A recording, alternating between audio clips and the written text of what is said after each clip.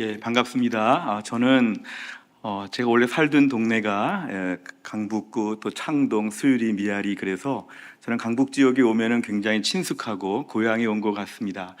저는 종로에 있는 서울의 해성교회에서 1996년부터 7년간의 사역을 감당했고, 또 1999년에 신창동 교회에서 목사 안수도 받으면서 경기노회에서 오랫동안 사역을 했었습니다. 그리고 경기노회 주일학교 연합회에서 제가 총무일을 하면서 많은 교회들을 다니기도 했고, 또 이 광천교회는 특별히 저에게 더 특별한 것이 전국 성경고사대회 나갈 노회 대표 아이들을 합숙하며 훈련할 때 광천교회 옛날 교육관 건물에서 함께 이렇게 머무르면서 아이들을 가르쳤던 그런 기억이 있습니다. 저에게는 고향 같은 이 강북구 지역에 와서 오늘 귀한 우리 김현중 목사님 섬기시는 귀한 강단에서 하나님 말씀을 나누게 되어서 무척 영광스럽게 생각하고 특별한 감사와 기쁨이 있습니다. 오늘 말씀을 통해서 하나님께서 우리 모두에게 꼭 필요한 말씀으로 은혜 주시기를 간절히 소원합니다. 오늘 말씀을 저희가 함께 나눌 때는 우선 첫째는 우리가 좀 우리 믿음에 대해서 좀 말할 수 있으면 좋겠다, 이런 생각을 먼저 말씀을 통해 함께 갖게 되었습니다. 오늘 저희가 읽은 오늘 본문의 말씀에 이 베드로전서의 말씀은 특별히 1장 1절에 보니까 오늘 베드로전서의 수신자는 당시 지중해 연안에 흩어져 있던 많은 성도들에게 쓴 그런 편지입니다. 그래서 당시 본도, 갈라디아, 갑바도기아, 또 아시아, 비두니아 지역에 성도들이 많이 흩어져 있었습니다. 안정적으로 한 지역에서 신앙생활하고 이렇게 오랫동안 살면 좋은데, 워낙 하나님 믿는 백성들을 향한 핍박이 많았기 때문에 늘 옮겨다니고 도망다니고 피신가고 늘 이렇게 이주해 다녔던 그러한 성도들에게 오늘 쓴 그런 편지입니다. 그러니까 많은 핍박과 많은 어려움이 있었으니까 성도들은 참 근심도 많이 했겠지만, 이 베드로전서의 말씀을 가만히 묵상하면 그렇게 힘들고 어려워도 하늘의 소망으로 살았던 믿음의 사람들에 대한 이야기를 우린 본문에서 잘 알 수 있습니다. 오늘 본문을 한번 더 보여주실까요? 오늘 본문의 말씀 보시면 너희 마음에 그리스도를 주로 삼아 거룩하게 하고, 저거 첫 번째로 우리가 오늘 고난받는 교회에 주신 메시지는 거룩한 삶을 통해서 구별되게 살라는 것이고요, 두 번째는 너희 속에 있는 소망에 관한 이유를 묻는 자에게는 대답할 것을 항상 준비하되 온유와 두려움으로 하고가 두 번째입니다. 오늘 본문의 말씀에 두 가지 내용을 지금 담고 있는 것이죠.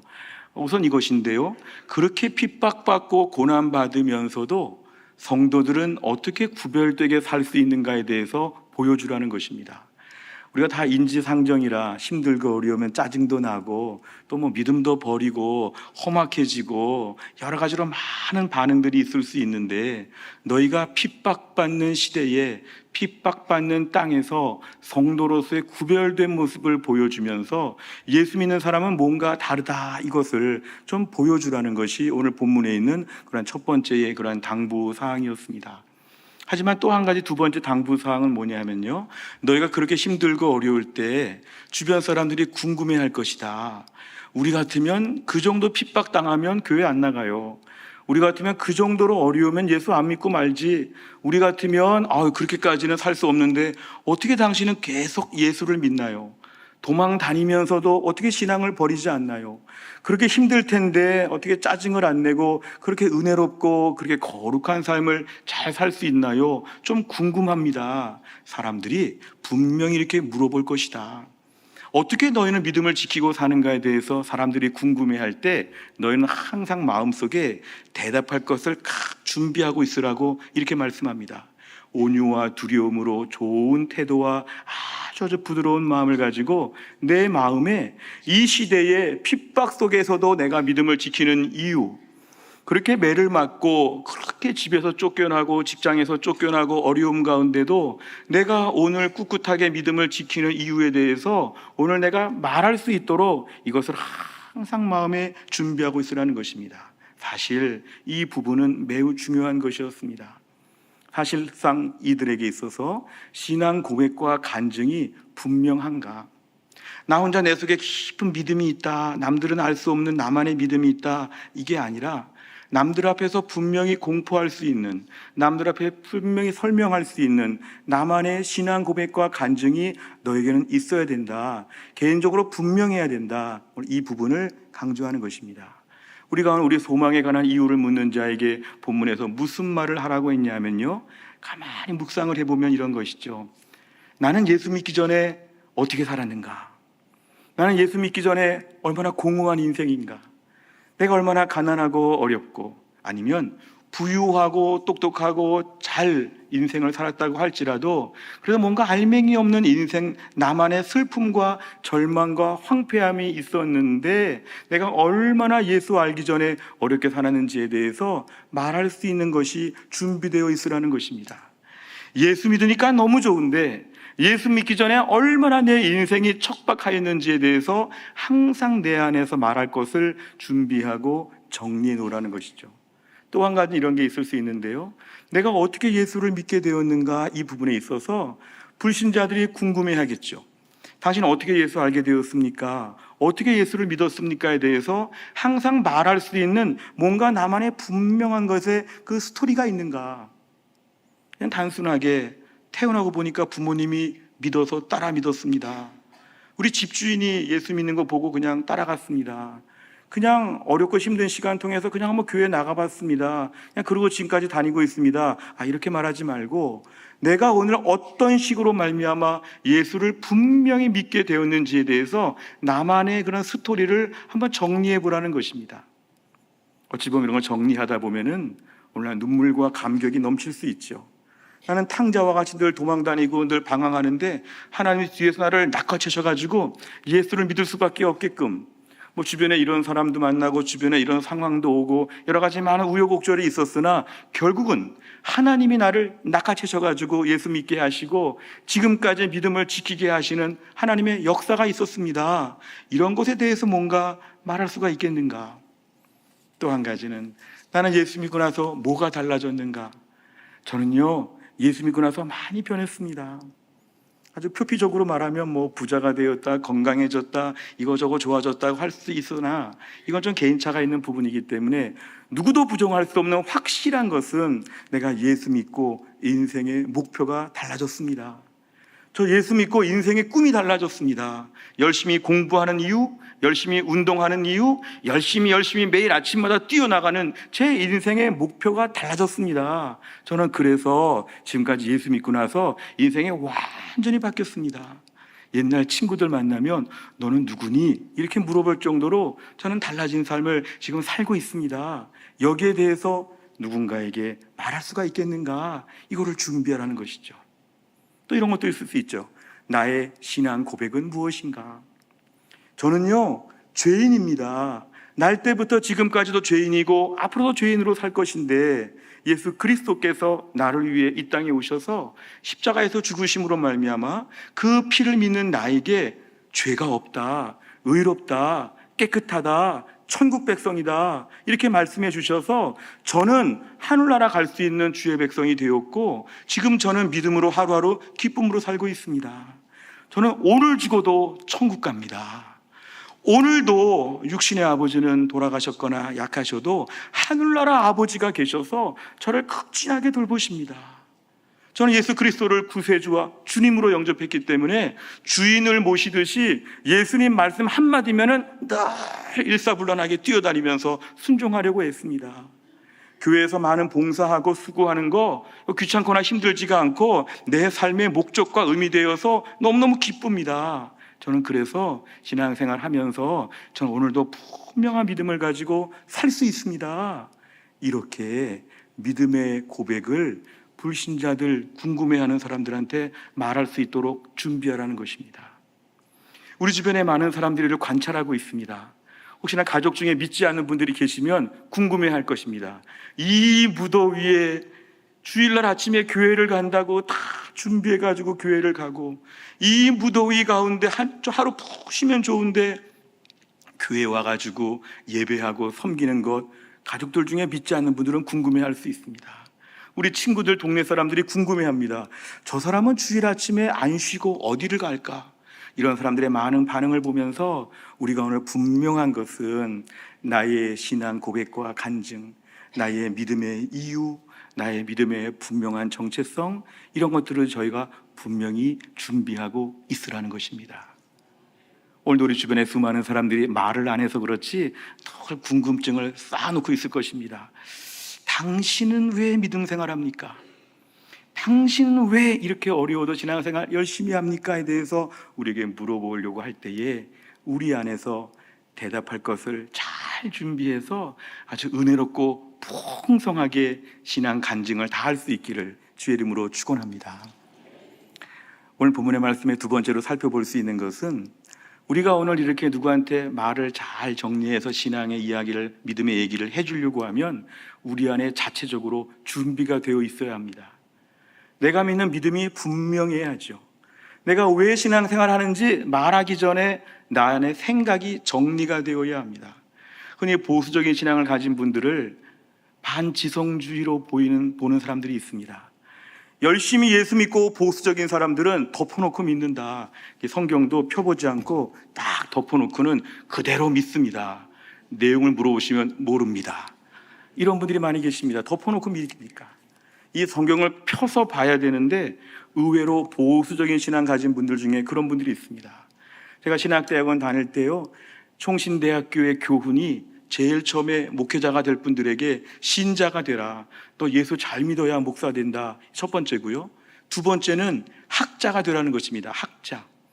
학자가 되라는 말은 하나님 말씀을 연구하고 깊이 묵상할 수 있는 에스라와 같은 실력을 갖추라는 것인데요, 이게 지금 교수 요원을 키우자는 게 아니라 일반 목회자를 키우면서도 학자와 같은 수준의 이러한 실력이 필요하다는 것을 학교에서 강조한 것이죠. 우리가 흔히 나의 신앙생활 하면서 하나님 말씀 제자 훈련을 배우고 양육 세미나를 배우고 뭔가 교회에서 성경 공부하고 막 이런 것들은 너무 귀찮다. 예수 잘 믿는 사람들은 그냥 한 방에 그냥 부흥 집회 가서 그날 밤에 깨지고 녹아지고 부서지면 은혜 다 받는다. 나머지 다 필요 없다. 수련회 한번 갔다 오고 기도원 한번 갔다 오면 다 해결되는데 이걸 시시콜콜하게 책을 보고 이야기를 나누고 공부를 하고 이런 거 필요 없다. 이런 분들 저는 교회에서 많이 봤습니다. 제가 모태신앙으로 자라면서요, 이런 분들 교회 안에 많이 계십니다. 그러나 하나님 말씀을 배울 때 제일 중요한 것은 무엇이냐면요, 우리가 오늘도 하나님 말씀을 차근차근히 배울 때는 우리의 지성, 우리의 이성이 참으로 중요합니다. 감정적인 열정도 좋은데요, 감정적인 것은 기름을 붓듯이 뭔가 이렇게 더 북돋아 줄 수는 있는데, 핵심은 기독교 신앙은 분명한 내용이 있고 거기에 대한 뭔가 분명한 내가 교리적인 내용을 붙잡고 믿는 것이죠. 그냥 교회 가니까 편안하다, 교회 가니까 그냥 즐겁다, 이것만 가지고 신앙생활 못합니다. 그럼 어려울 때 다 넘어지죠. 내 신앙생활에 오늘도 분명한 교리적인 핵심을 붙잡기 위해서는 내가 오늘도 이성적인 도움을 받는 게 필요합니다. 존 스토트 목사님은 20세기에 기독교인의 지성에 대해서 많이 강조하신 목사님이신데, 존 스토트 목사님에 대한 책들을 아마 많이 보셨을 것입니다. 그 목사님은 신앙은 단순한 감정이나 전통에 머물러서는 안 되고 이성과 지성을 통하여 성찰하고 책임 있는 믿음의 삶을 살아야 된다. 그래서 우리는 오늘도 신앙생활하면서 지성, 이성 이런 부분을 잘 사용할 수 있어야 된다. 크리스찬은 thinking 크리스찬, 생각하는 크리스찬이 되어야 된다. 감정적 열심만 가지고 막 몰려다니는 신앙생활로는 어려움을 감당할 수가 없고 진리와 말씀에 대한 깊은 이해를 할 줄 알아야 된다고 강조했습니다. 그러니까 이성적인 것이 있어서 우리가 이것에 통제를 받는 게 아니라 이 이성적인 면을 사용한다는 것이죠. 내 안에 이성적인 면을 하나님이 주셨기 때문에 이것을 적절하게 사용해서 내 신앙생활을 정리하고 이걸 조리 있게 정리해서 말도 해주고 뭔가 이러한 부분이 우리 신앙생활에는 참으로 중요하다는 것입니다.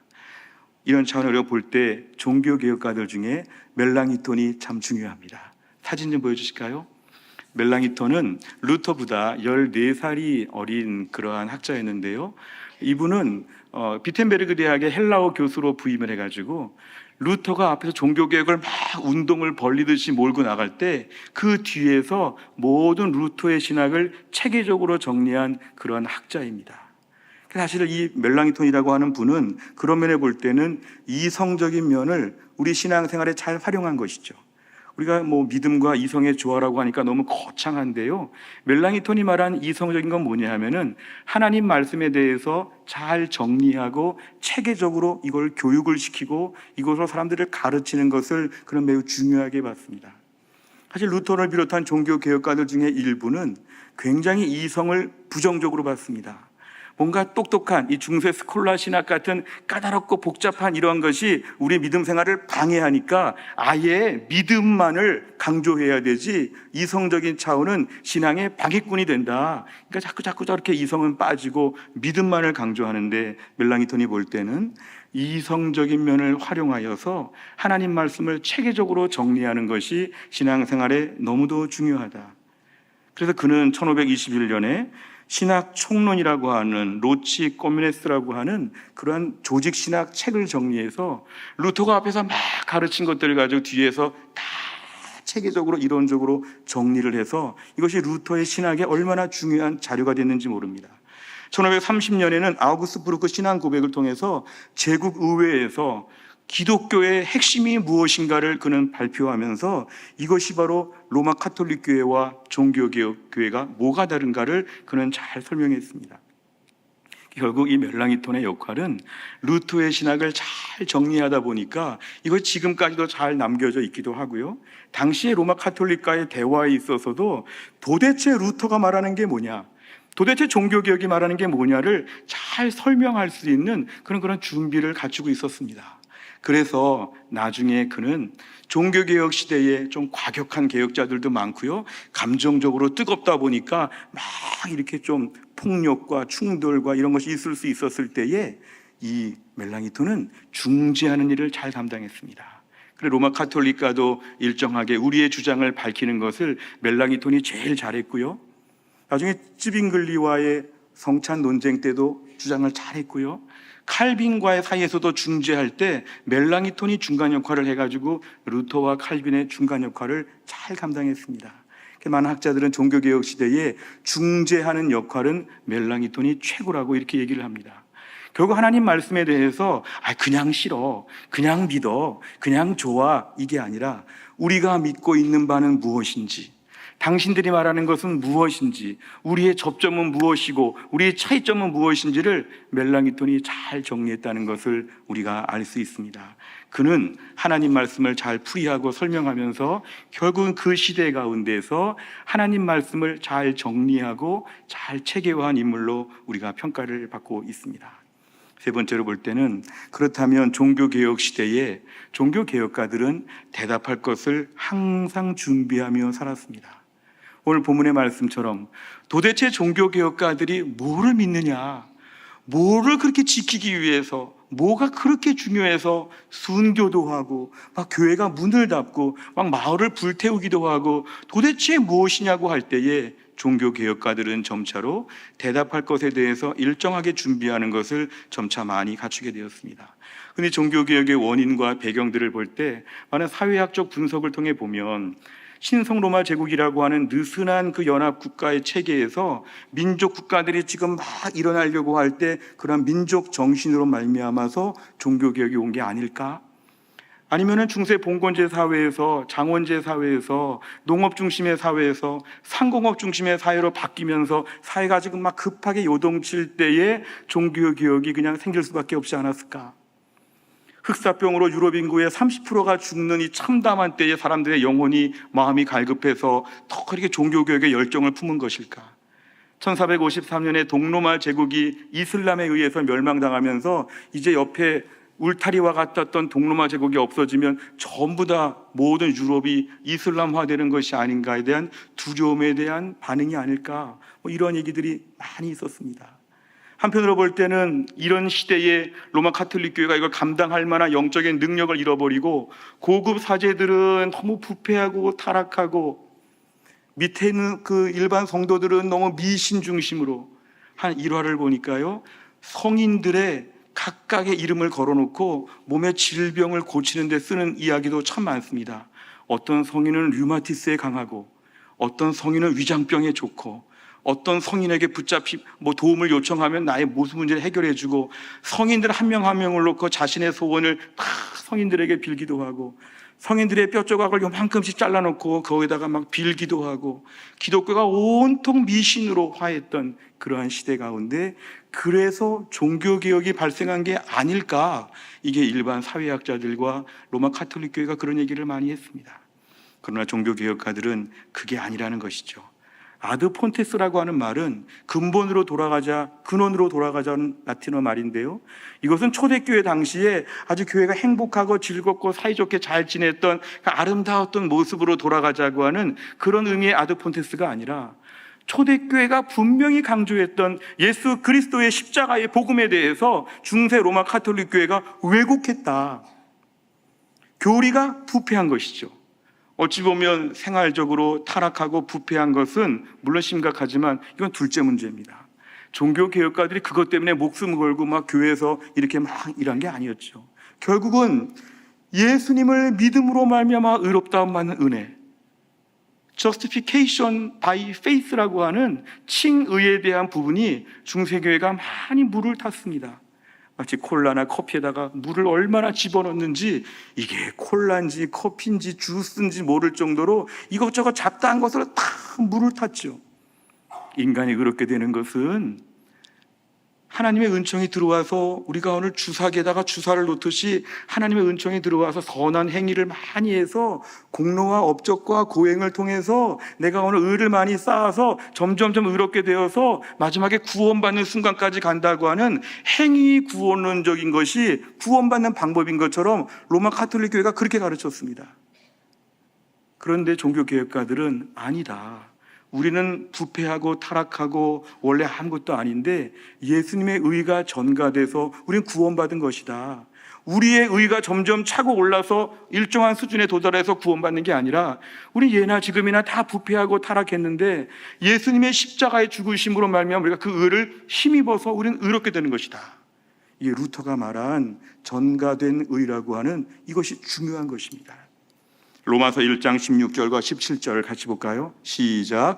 내가 복음을 부끄러워하지 아니하노니 이 복음은 모든 믿는 자에게 구원을 주시는 하나님의 능력이 됨이라. 먼저는 유대인에게요 그리고 헬라인에게로다. 17절.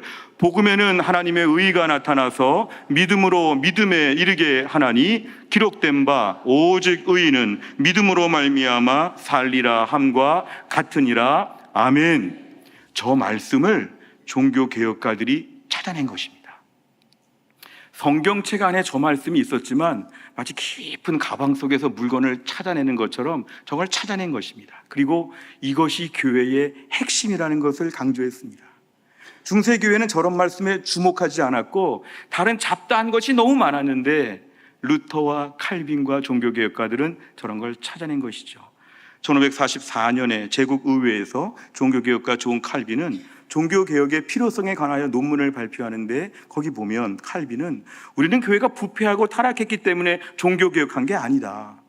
중세교회의 타락은 교리적인 타락이다. 예수 믿고 전적인 하나님의 단독 사역으로 의롭게 된 것인데 하나님이 그 일을 다 하신 것이 아니라 인간이 선행과 공로와 업적과 행위로 구원받을 만큼 뭐를 해서 최소한 협력해서 구원받는 것이라고 하는 이것이 초대교회와 비교해서 타락하고 변질되어서 우리는 종교개혁을 안 할 수가 없다. 이것이 칼빈이 외친 종교개혁의 이유가 되었습니다. 우리가 오늘 신앙생활하면서 종교개혁가들의 그 마음을 배운다고 하면 우리가 이렇게 말할 수 있어야 됩니다.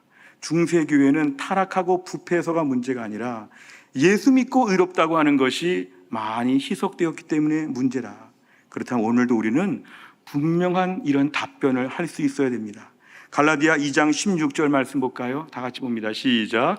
사람이 의롭게 되는 것은 율법의 행위로 말미암음이 아니요 오직 예수 그리스도를 믿음으로 말미암는 줄 알므로 우리도 그리스도 예수를 믿나니 이는 우리가 율법의 행위로서가 아니고 그리스도를 믿음으로써 의롭다함을 얻으려 함이라. 율법의 행위로서는 의롭다함을 얻을 육체가 없느니라. 아멘. 이것이 복음의 핵심인 줄을 믿으시기를 바랍니다. 오늘날도 종교개혁 시대와 같이 수많은 사람들이 우리에게 물어볼 수 있습니다. 당신은 왜 예수를 믿습니까? 당신 그렇게 열심히 교회 생활하는 이유가 뭡니까? 그럴 때 우리는 분명하게 답할 수 있어야 됩니다. 잘 몰라요, 잘 몰라요 이러시면 겸손한 게 아니라 신앙적으로 문제가 심각한 것입니다. 옛날에 어떤 개그맨이 한 얘기 중에요, 영어를 많이 공부했다고 하는데 앞에서 누가 영어를 해보라고 하니까 그 상황에서 영어를 잘 못하가 우물쭈물하다가 나중에 망신을 당했습니다. 주변 사람들 하는 말이, 아까 왜 이렇게 영어를 못했어요? 그러니까 그 개그맨이 하는 말이 뭐냐면, 잉글리시는 마음에 있는 거죠, 이렇게 답했습니다. 마음속에 영어 잘하는데 이걸 말하기는 어렵다는 것이죠. 나 영어 굉장히 잘하는데 이야기를 하기에는 좀 어려운. 신앙생활도 마찬가지입니다. 주변에 많은 분들이 우리를 보면서 당신 예수 잘 믿는 것 같은데, 당신 뭔가 있는 것 같은데 많이 물어볼 때 질문할 수 있습니다. 그럴 때 우리가 근데 마음에 깊은 곳에 믿음이 있습니다. 다 말할 수는 없습니다. 궁금합니다. 아무리 말을 해도 저 깊은 곳에 믿음이 있습니다. 그렇게만 알아주십시오. 많이 물어보는데 대답은 한마디도 못하면 이거는 겸손한 게 아니라 문제가 있는 것입니다. 우리 안에 주변의 자녀들이나 주변의 불신자들이 물어볼 때마다 답을 준비하시기를 바랍니다. 내가 예수 믿기 전에 어떻게 살았는지 아세요? 제가 어떻게 예수 믿었는지 아세요? 내가 예수 믿고 얼마나 달라졌는지 아세요? 내가 믿고 있는 교리적인 핵심이 뭔지 아세요? 이런 것을 담대하게 말하게 되면 주변 사람들이 그 말을 듣고 우리의 믿음에 대해서 알게 될 것입니다. 우리가 전도한다고 할 때 거창한 전도가 많지만 내가 믿는 예수님을 지금처럼 말할 수 있도록 준비하셔야 됩니다. 내가 오늘 분명히 믿고 있는 바가 무엇인가? 그러면 분명한 믿음을 보여줄 수 있어야 합니다. 현대사회가 왜 교회를 다닙니까? 할 때마다 사람들이 우물쭈물하는 분들이 많다고 합니다. 교회 가면 즐겁고요, 교회 가면 치유받고요, 교회 가면 재미있고 친구도 만나고, 교회 가면 좋은 일도 많이 하고, 교회 가면 그냥 여러 가지로 참 좋습니다, 이런 얘기를 많이 하는데 예수 그리스도의 십자가의 피에 대한 말을 하나도 모른다면 이건 부끄러운 것입니다. 내가 교회를 다니는 이유, 나는 죄인인데 예수 믿고 구원받아서 그 주님의 말씀에 순종하여서 나는 열심히 예수 믿고 신앙생활 열심히 하고 앞으로 주님만을 열심히 믿을 것입니다. 누가 물어보든지 간에 나의 믿음에 대해서 담대하게, 당당하게, 분명하게 답변할 수 있는 우리 모두가 다 될 수 있기를 주의 이름으로 축원합니다.